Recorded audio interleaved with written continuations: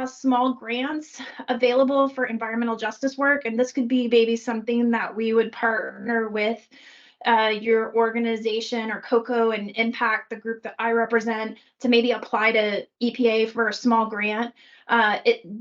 They particularly like things that are kind of technical in nature like this, would provide for soil sampling to help the city expand that scope of dioxin testing, and possibly maybe a small subset of current residents on the blood testing to see if there are any hits or what current exposure looks like in the neighborhood. So that might be two paths forward to consider or discuss.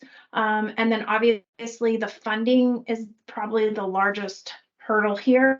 And I don't know what your group's resources are, Professor, but obviously we are appreciative of any support your group would be willing to share. It's a highly impacted community. I hope that covers kind of what you wanted, Council Member.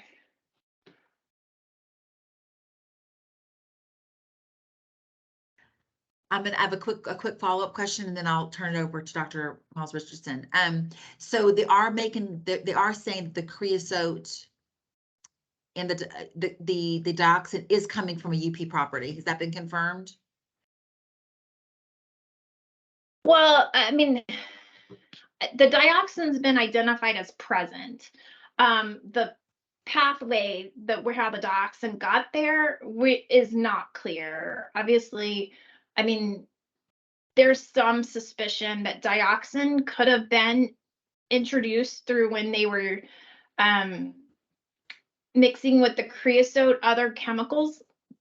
At the time it was applied to the railroad ties and things that they were, when they did the treatments for the railroad ties, that it could have been mixed in at that moment, like that could have just included it with the creosote. And so that would have been a source, right, of the dioxin in the area, but it doesn't necessarily confirm that it came directly from Union Pacific. But given that is the closest industrial actor in that area, it's a good suspicion, but I don't think it's a proven link at this point. Okay, so that could be a challenge. And then the other pieces, I know Reverend Caldwell mentioned the radius. So the radius of the creosote thus far is what? And then the radius of the dioxin is what?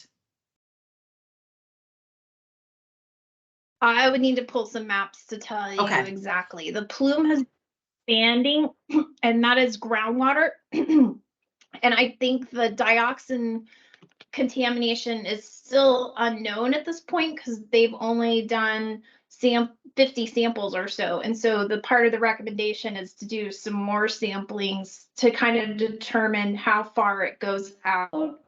So I think there's more, and we have more data right now on the creosote contamination in the groundwater than we do on the soil, the dioxin. So we would still need to do more testing on the dioxin soil. For the groundwater contamination, we have that fairly well delineated, and it has been the more they tested out the neighborhood, the more they found that it was in the neighborhood. So I think, again, that's groundwater under the surface, but and they've done some vapor testing to determine whether there's a current exposure pathway. I don't think they were able to establish that. So again, we're talking about historical impacts from the groundwater as opposed to current exposure. The dioxin is a game changer because we're finding it right now, and it's a current exposure potentially, but it's below levels that would be actionable. Does that make sense? However, dioxin in of its nature is not good for anyone to come in contact with. So it's one of those chemicals that we want to take very seriously and do more investigation. Excuse me, Amy. I want to make clear, the city took 47 samples. All 47 had dioxin in it, and that was close to the plume, and as it went out farther. Now, the degree of it, concentration of it, not quite sure of, but they found dioxin in all 47 of the samples they took. So it extended to that outer barrier, whether it's your mile from ground zero, or even if they went further. But out of the 47 samples that they took, all had dioxin, every last one of them. So the ramifications from that, which has been discussed somewhat and will continuously be discussed, but from a community perspective, they just want some answers and want to know what they can do, who's going to assist them, and if at all. And this is probably the most, which shouldn't be, but this is probably the most asked question in regard to that. It's not what I need to do to take care of myself. You know what I mean? What can be done to resolve this? That's the question is, am I going to be paid for what I've gone through, what my family has gone through, the misery? In other words, can that be proven? Can that be shown? And we already know it's a cancer cluster. We already know it's a leukemia cluster. We already know that lead is there and arsenic. And we know this. The air quality is poor.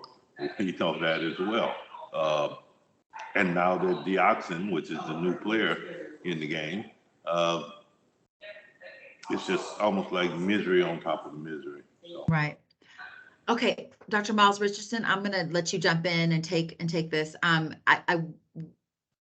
In your comments, I would love to know, does this make our case stronger? That's kind of my question to you. I'm gonna let you take over now. Yeah. So first, let me just say, wow, keeps turning corners. I actually don't think it helps the case. Let me tell you why.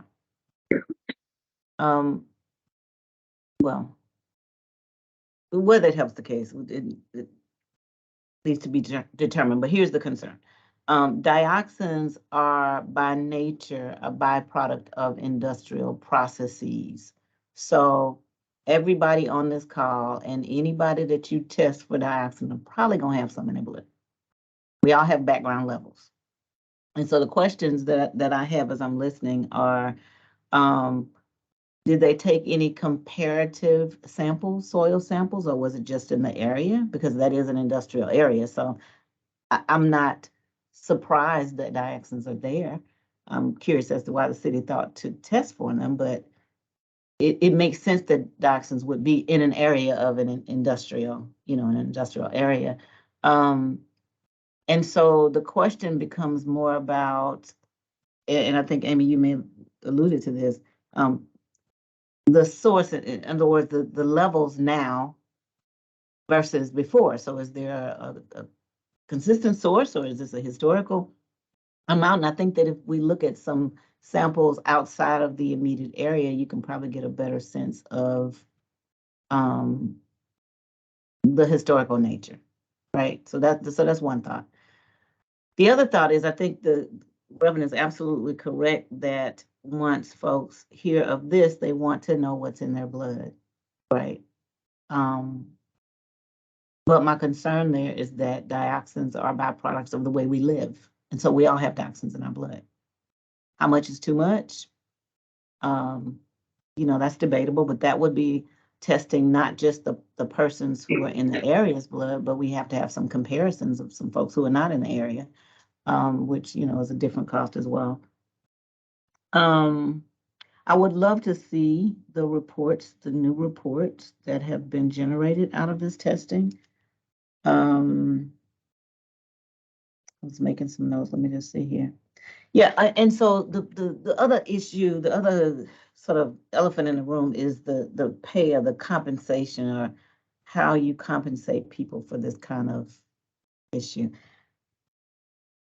When you think about, and I shared this before, when you think about the necessity of a complete exposure pathway and align that with the fact that dioxins are so ubiquitous, I don't think this is helpful. I don't think this will push the agenda any farther than what you already have. I think what you have is actually more direct and more, robust. I think dioxin's story is going to muddy it a bit because everybody's got them. And so then you can kind of clump everything with dioxins. Whereas, the leukemia, the creosote is straightforward. Now, when we think about pay and what the outcome is, I really believe, as I mentioned before, that this this new renewed push toward environmental justice is something that needs to be taken advantage of quickly, because things are changing, you know, broader than where we are.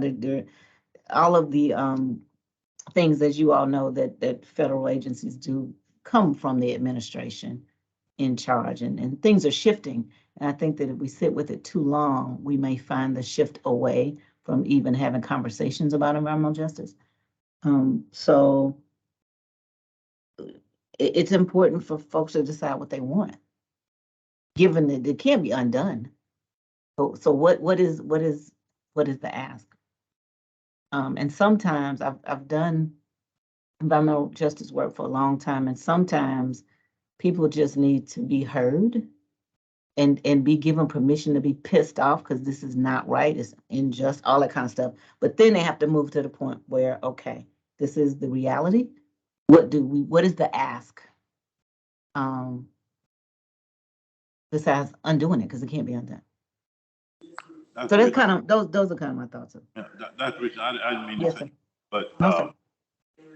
when those things that you mentioned, the Environmental Justice Party process, as far as maybe some ounces, maybe some compensation, or whatever the case may be. We work with several, in other words, could you guide us through that? Absolutely. Yeah, see, that's, what agencies, federal, that could assist this community. Yeah. In Let trying me tell you, Reverend, what has occurred since the first time we talked. And it's maybe a year. I can't remember. What has occurred since the first time we talked is that we have received some funding from Novartis, a private agency, to establish a climate and environment center of excellence, which is in the environmental justice space and all of that. And I'm the director. So we have now, which is different from when we started this conversation, a focused effort at Morehouse School of Medicine in this space. And so we can certainly bring in the energy around being helpful through the center. And I would be most actually honored to be a part of that. Well, we'd be honored to have you be a part of that and bring it to the table. Dr. King is in the COP in Egypt, but I know she would be excited to hear that as well. And so Dr. Lewis, because Dr. Lewis had engagement. But yeah, we look, you know just as well as I do. You gotta add some, you gotta tweak the game a little bit if you plan. Yeah. And one of the things that, and one of the things I think is important, and full disclosure, I think I shared that I did this work through the federal government, through ATSDR, which was on the ground, which was coming out to communities like this, and like yours. And what I think is important is to be transparent, to tell what we know and what we don't know. And from my perspective, to sort of explain how the game works. There's some language that you use that you don't use. There's some things, and there's some space that you can operate. And I think to believe that you can operate outside of that space is just going to waste time, and might allow us to lose the momentum of EJ right now. So yeah, and I will leave on the table, as I put before, I'm open, happy to come down and have a conversation with folks and be able to, kind of sit at the same table and figure out what makes sense given my perspective and what your reality is, right? We want you to see, hear, and smell. Yeah, I do. And I like to see the community impacted as well. Get on the ground. Thank you so much. Absolutely. But see, I would just love to be able to share with them the fact that Morehouse is willing. And train Dr. Stephanie. Well, you know what? Morehouse messed around and put me in charge of a center of excellence, so we in. It up, Doctor. We We are there. Oh, So, yeah. Dr. Miles Richardson, what is Yes, the ma'am. name of the program again? So let me give me a week on that. Let me finalize the name. That's how new it is. Okay, got it. Okay, no But the problem. general area is climate and environment. So we got funding to set up a center for climate and environment. And I'm just trying to, right now, that's what I'm saying. I'm trying to set it up in a way to allow us to get into the spaces we need to get into. Gotcha. It'd be easy enough to say a Center for Environmental Justice, but those doors are gonna close. Yes. And I'm real sensitive about not boxing us into. Boxing in. Yeah. the- No, the I love language. that. Yeah. Yeah. So, No. I love it. Oh my Yeah. gosh. This is like the Yeah. best ever. Oh my Yeah, gosh. and Okay. even for me, if you can imagine, because I've been at Morehouse, I just realized 14 years recently. Somebody asked a question, I did the math. But I came here from CDC to start an environmental health track. That was why I came, and ended up getting into leadership and some other things, and a little bit off. So this is full circle for me to even have the opportunity to lead this, and at a time where communities like yours need it, and we can take advantage of where the federal government is today. Today. Yes. Today, yeah. So we have to move a little more. I'm glad you mentioned something it's similar to the statements that I use. Don't play the game if you don't know how the game's played, and it's That's right. that That's right. you're familiar with the game and how. And when you put your cards on the table, you better stand behind them. Right. So that's it. That's it. We're honored. We're honored to have Great. a player. Okay. Wonderful. I'm honored to be there. I'm honored to be there. Really honored. So So, good yeah, and stuff. I know my colleagues that are on the phone and those who were unable to attend. Look forward to it. And, we can get together and book that flight as soon. Yes, absolutely. Absolutely. Hey, I've got Yeah, my credit yeah. card ready. I'm taking care of it. Yeah, we'll make that happen. And I would love to be able to meet the people and talk to them about my, but sometimes that's important, just so folks feel validated, heard, and know what the options are. And I can talk about why I think it's important sometimes for folks to know what your motivation is. Everybody's got a motivation. I tell my students all the time, everybody gets something out the game. And so I just put mine on the table, because this is work I've done for well over a decade. I love it. I love it. And it's just as good to give them the truth, the whole truth, and nothing but the truth, because Right. we've been sold a box of rocks. Yeah. We bought them, so we're just on it. Namaste. Well, I am too. So we'll figure out how to make that happen. Okay, so do you want me to have Cece just circle back with you maybe after the holidays, before Christmas, or what are your thoughts? Just to get let me think about it. Yeah. Because Okay. I know I'm gonna take a little time on Christmas, and I don't want to be rushed. I want to have a chance to. But then we got to move a little quick. Let me think about it, because we need to move a little quick. Not to visit before Christmas, but just to get your ticket and I know it's gonna be in January, but just to kind of get the logistics organized. Okay. Yeah. Because from Okay. our perspective, we got to pull people together, get town hall, organized. Right. Okay. So really Okay. just kind of a date or Okay. times, 2-week time period when you could potentially be here, so we can kind of rally the folks. That'll work. We want you to eat the turkey, and for Christmas the razzle. Yes, enjoy all that. All I that. need to fly with indigestion. Okay.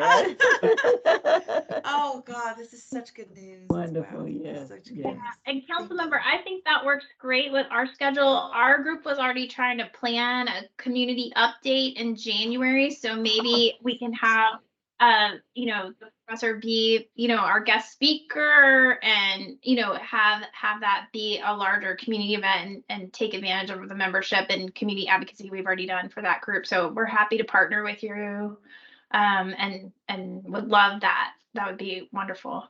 Wow, this is so good. Okay. That sounds perfect, Amy. So Amy, you just can kind of stay in connection with Cece. She'll kind of line up dates and everything. And this sounds perfect.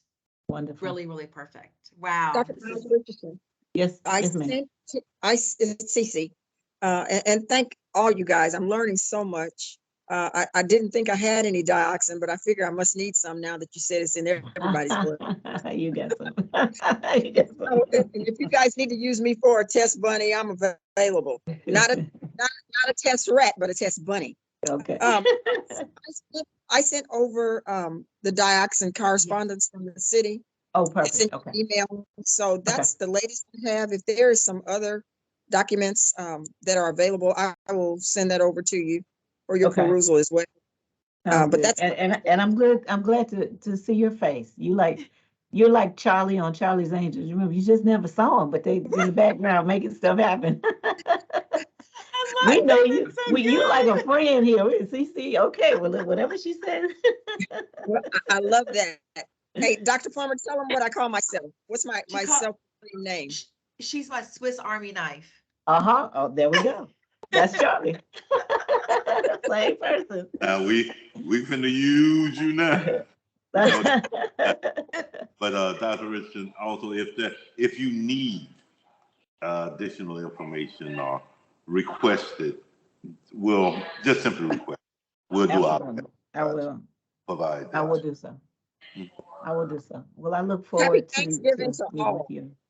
To you Yes, and your happy family. Thanksgiving. We really Happy appreciate Thanksgiving, it. everybody. Thank you so much. Let's stay in the You're fight, welcome. y'all. See, it's all All right. coming together. Just All gotta be right. patient. That's right. We're gonna get it done. All right. Have a wonderful rest of the day. This you recorded too. meeting, will you share it, Cece? Yes, sir, I will. Oh, yeah. Thank you. Bye-bye. Okay, bye, everybody. Bye, Thank y'all all. so much. All right, happy Thanksgiving.